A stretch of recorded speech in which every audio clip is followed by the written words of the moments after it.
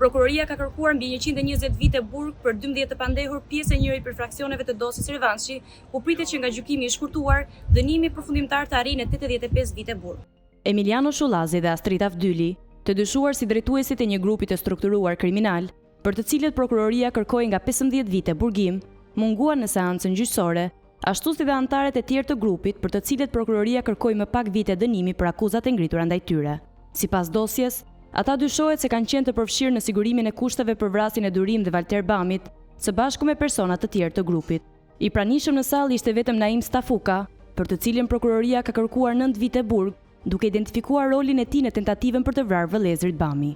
Në vitin 2025, prokuroria përfundoi hetimet nëpërmjet të cilave u identifikuan 7 grupe të strukturuara kriminale që vepronin në disa qytete të vendit, ku dokumentuan 12 ngjarje kriminale.